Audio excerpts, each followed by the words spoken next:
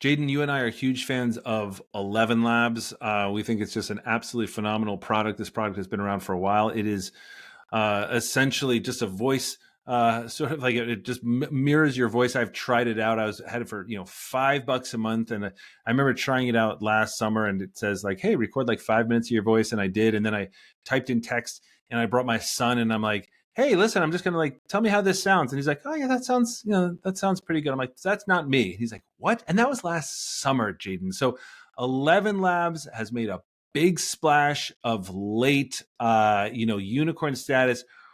What has sort of been on your radar about this? What's exciting to you? Like, because this is really, really cool. Yeah, well, I mean, first of all, it's pretty impressive the fact they went from like $100 million valuation when they did their last round of funding like 6 months ago to they just raised at like a $1.1 billion valuation. So that is like a massive 10x. And I think both rounds were led by Andreessen Horowitz, so obviously top tier VC fund. Um, it's interesting like that they jumped in at I always find it interesting. So, like, it makes sense, right? If you're like, oh, yeah, we're doubling down because we believe in this company, so we're going to give them more money. But it's like the last time they invested, they're already making a 10x return. So, I guess, I don't know. It's impressive. And maybe that's just part of the strategy. If they lead the next round, then they're locking in the 10x valuation. And so they definitely like made their money with the new people. Anyways, I'm sure there's a whole VC strategy on that. But absolutely incredible. Hit $1 billion valuation. They announced a bunch of new features here, which are pretty exciting. And I learned a couple interesting things about them. Connor, you and I have been talking about ElevenLabs for a long time and saying they're like pretty much our favorite audio, AI audio kind of tool. It's like one of the very first APIs we actually added onto the AI Box platform was like ChatGPT, Dolly, and ElevenLabs. And spoiler alert, getting their API is actually really hard. But I mean, if you're a developer, good luck. You'll be able to do it. I'm sure. Hopefully, they make this thing easier. But it was pretty gnarly. But anyways, we got that on there, and it's been amazing. To be able to use it. It's a fantastic tool. I've cloned my voice too. They actually got it. So it used to be 5 minutes. Now it's like you can, in like 1 minute of recording or less, like they can clone your voice. It's so crazy. But what have you been seeing about the new features they've been announcing on here? Yeah, I was just reading about this. I mean, so here's the thing, like, Jen, you're like sort of like the podcast king, right? You have the biggest podcast on AI, like on the planet, everything else. I'm just sort of like obsessed with like how well they do it, how well they, track your voice, track your tone. I've heard your sort of ElevenLabs stuff. I'm like, I literally can't tell that's Jaden. But then when you start to think about like just bigger studio implications, and this goes to just so much. I mean, you start to think about like, Hollywood and everything else, and just like what voiceover is going to be. It's going to be completely changed. And the one that I was looking at was this dubbing studio, right? So, Jay, none of you saw this, but like, I'm just like kind of reading about this. This is the thing that automatically transcribes your content, translates it into new language, generates a new audio track in that language. And one of the cool things I was reading about this is that like each speaker's original voice is, and this is sort of the slightly technical part, but it's like it's isolated and then it's cloned, before generating sort of like the translation to sort of like ensure the authenticity, right? So this AI can like handle like fully mixed, fully mastered audio with multiple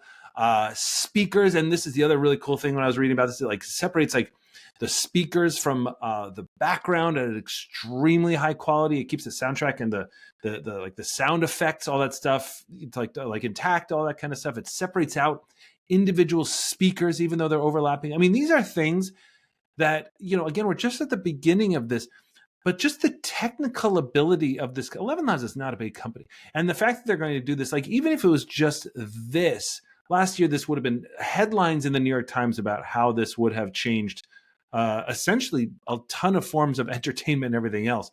What's been like, have you, I know you probably haven't tried that out, but you do a lot of this kind of stuff. Like, what are you seeing around all that? No, I think it's phenomenal. Like this technology seriously has massive impacts.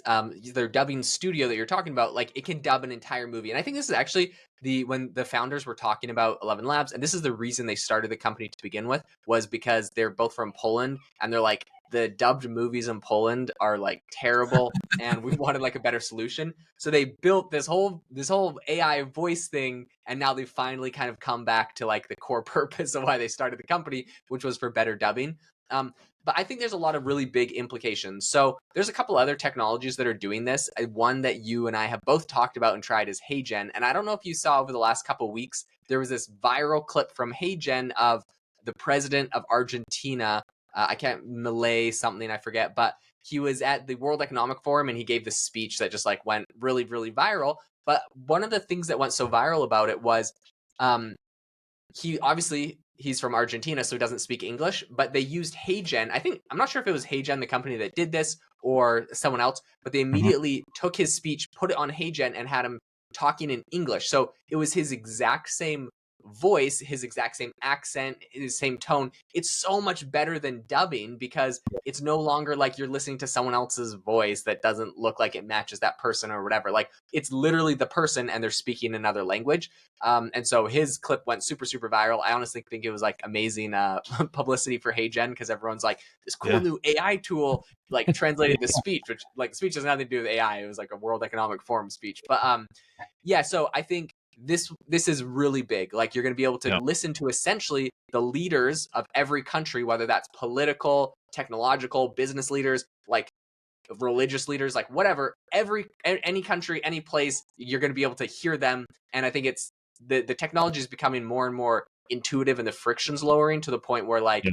someone gives a viral speech and immediately it's trending in like every language. I personally think this is cool because I think companies like my last company, Self Pause, the number one AI life coach, we had a whole bunch of like positive affirmation meditations on that app. And one of our big problems was like we got like 120,000 users, but these are just English speaking people. It was a lot of work to get, people in studios to record these affirmation sessions in a whole bunch of categories. Like, and eventually we created such a big library that like if we we're going to switch to another language, it was just going to be a big ordeal and we Yeah. never got around to it. But with a tool like ElevenLabs, there's no reason why you couldn't, like, number one, if, with permission from the original person, get the voice that like you like that we liked in English in every language, or just other voices. And so you essentially can go from having something in one language to like 120 languages, or I think something crazy like that they're doing. So Yeah. really, No, really excited about that. it's wild, right? And of course, the two things about that, right? I mean, like number one is you forget like how embedded in your mind it is. Like if you see, the president of Ukraine speaking or something like that, like you see him and he's speaking in Ukraine, and then like there's like a woman or a man's voice kind of like talking over, and you're just used to that.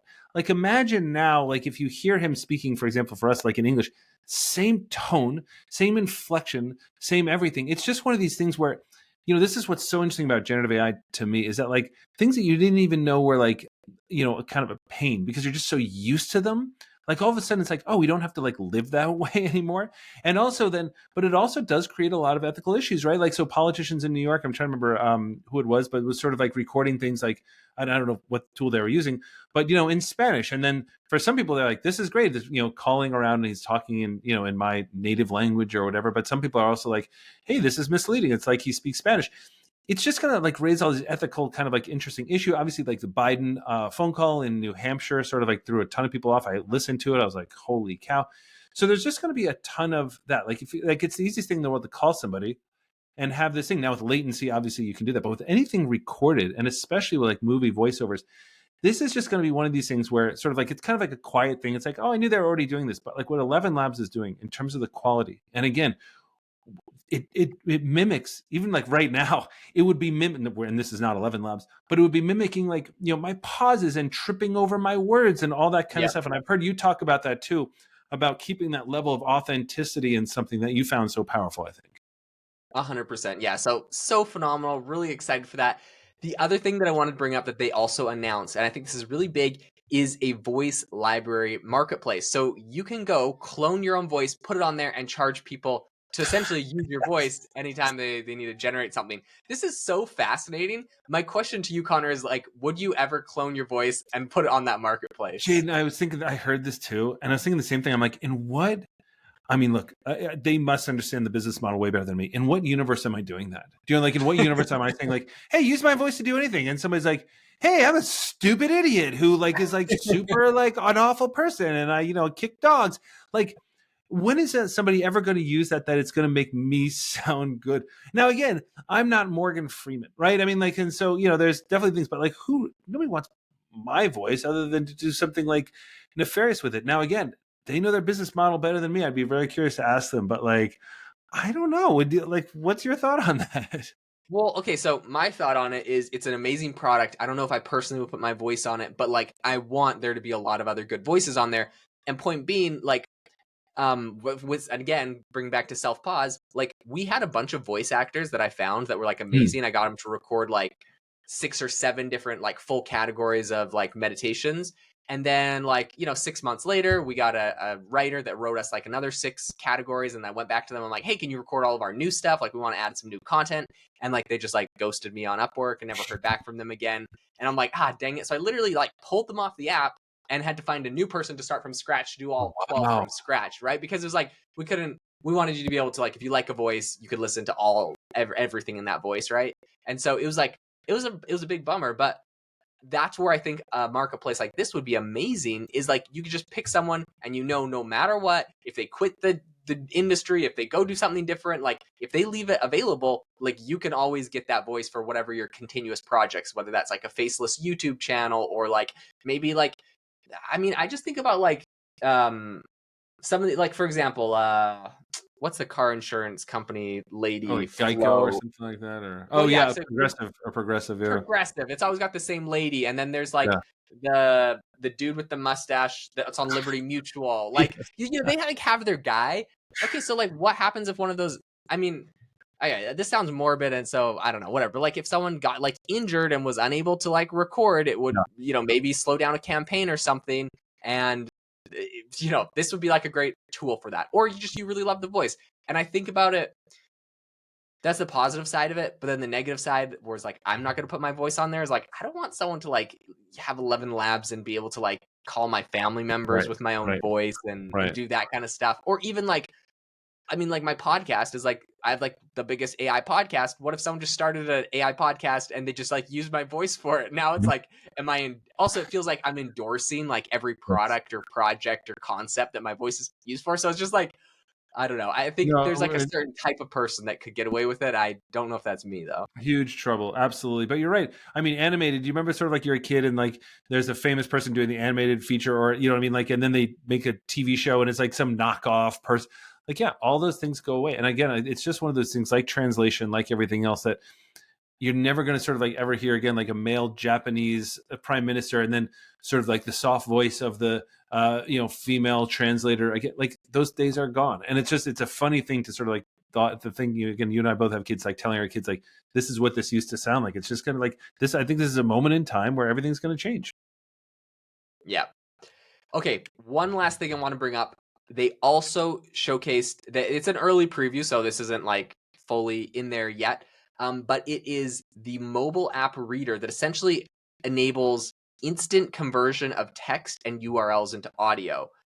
So like this is really cool for people with like disabilities, for example. Mm-hmm. You find a URL of a website, you put it in there, and it's going to automatically be able to like create an audio file and read you essentially all the text and content that's on that page. So I think that this is really cool. Personally, I have a brother that is like dyslexic, and he's has a really hard time reading.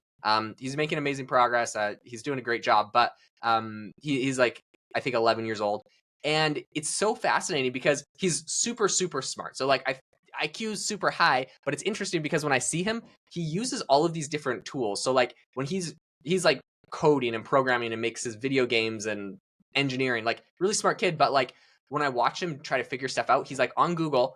He uses voice to text for all of his searches, and then he has like a plugin enabled that reads off of the page for him. And so he's like, or he copies the text off of a page and posts it in there to read for him. Like, anyways, he's really smart and he's like so fast blazing around with the stuff. But I just think some of this stuff is really, really amazing for people that might struggle in certain areas to have some of these tools embedded and like working in real time, because like currently it's like you copy and paste, you go to a website, you paste it in, you like click listen, it takes a minute to generate it, listen, it's a little bit robotic. But like if you have something in real time that like you load the page and it instantly starts reading it, for example, or however you set up the settings, I think this is amazing for people, for accessibility, essentially.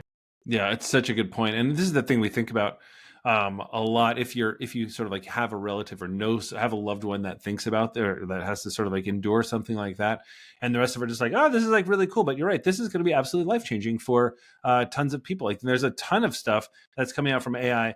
And generative AI and OpenAI and ElevenLabs and everybody else that are actually going to make actual impact in people's lives that we don't tend to think about. So I love that you called that out.